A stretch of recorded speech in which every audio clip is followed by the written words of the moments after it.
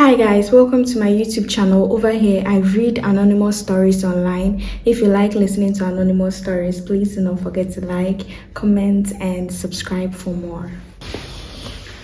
Don't invite people to live with you.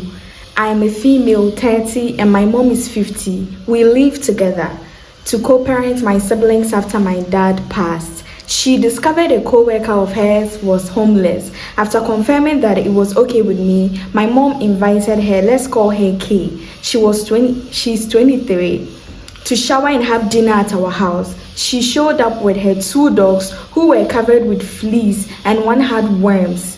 By the way, we have 4 dogs. We bathed the dogs because Kay wasn't motivated to do so quickly as she was just enjoying not sleeping in her car in the heat, and we didn't want the fleas to spread to our dogs. She did ask to stay, and after laying some ground rules, we all agreed with the agreement. It's just until she can find a permanent home. It's been 2 weeks today. The kids like to sleep in the office together, so Kay is sleeping in the kids' room. The kids do still go in and out of the room. The biggest issue we are having is dogs. There are 4 intact males and we have to have a 3-way split, basically 3 different places to split the dogs apart.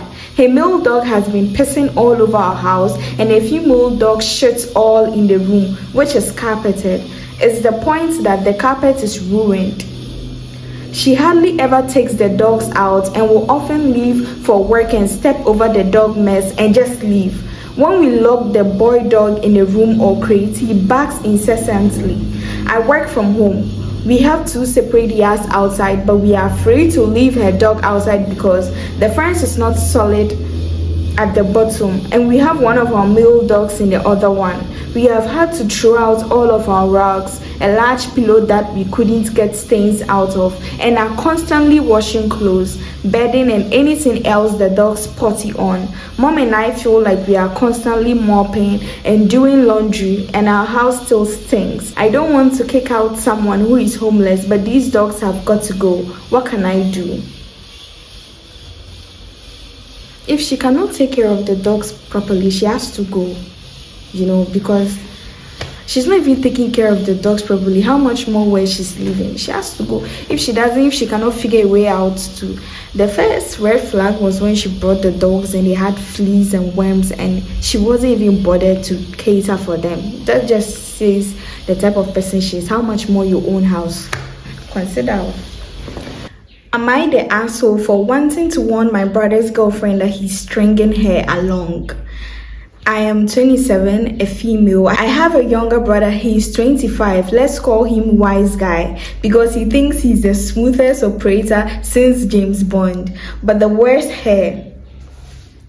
Wise Guy has been dating this absolute gem of a human, Cheryl, 19, for about a year and a half. Cheryl is the kind of girl who is so sweet. She did give you her last cupcake, apologize for it not being gluten-free, and then bake you a new one. She's fun, bubbly, and basically made of sugar, spice, and everything nice. Yes, like the Powerpuff Girls, but less likely to punch villains.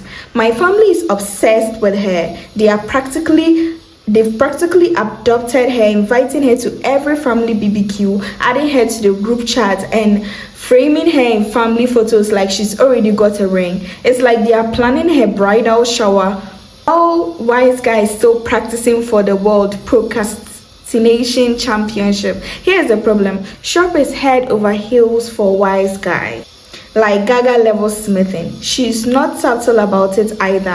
When I mentioned that my husband and I dated for a year and a half before getting engaged, Cheryl spun it to Wise Guy with, "That's how long we've been dating, babe," and gave him the kind of hint look. While my sister shoots him a look that screams, "Put a ring on it, dude." Wise Guy, he just chuckled like he's auditioning for a rom-com and turned to talk to my dad. I caught a flicker of pain on Cheryl's face before she bounced back to her usual sunshine and rainbow self. Lately, I've noticed Shrub's gone full wifey mode without the title. They've moved in together, adopted a dog, and she's cooking, cleaning, and basically treating Wise Guy like a king. She's even chipping in for rent. Meanwhile, Wise Guy is over here acting like he's still finding himself on a gap year. I got suspicious, so I pulled him aside for a heart-to-heart. I asked, "Are you serious about Shrub? Where do you see this relationship going?" His response, a masterclass in vagueness. He says he doesn't know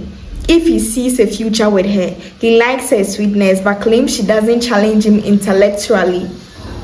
Oh, and get this, he's annoyed that she farts in her sleep. Excuse me, sir, everyone farts in bed. It's called being human, not a deal breaker.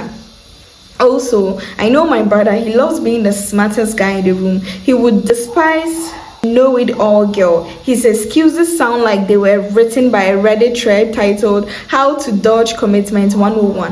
When I pressed him on why he's stringing her along, he hits me with, "I just want to see where this goes." Bro, it's been a year and a half. The only place this is going is to free Maid Service City for you and Heartbreak Town for her. I am torn. Shrub's too good for Wise Guy's wishy-washy nonsense. She deserves someone who wants to be with her genuinely. I want to gently nudge her toward the exit sign, but she's so smitten she might not listen or get really upset. Plus, I don't think their relationship is any of my business. It feels a bit wrong to meddle in their relationship. Should I say something to Shrub or just let Shrub figure out that Wise Guy is using her? Am I the asshole for telling her that she deserves better? Please help. Honestly, you wouldn't be the asshole for telling her that she deserves better, but sometimes people just have to learn for themselves. If not, they will not listen to you, but they sometimes just have to learn for themselves. My ex and I started dating from basic to SHS, but I broke up with him because of communication problem and always ignoring after the breakup. I was the one always doing the checkup because I felt bad and we were childhood friends, so I wanted my friend back. He later went to uni and had a girlfriend just 3 months after our breakup. He never called, but when I do, that's when he would tell me he still wants me, but his friends forced him to be with the girl. I got a new boyfriend, but still was always checking up on him because I still loved him. He later told me that he broke up with the girlfriend and he wants me back. I told him I'm sorry, but I have someone else. The second relationship didn't last long due to the same communication problem, but later he said I wanted too much of everything.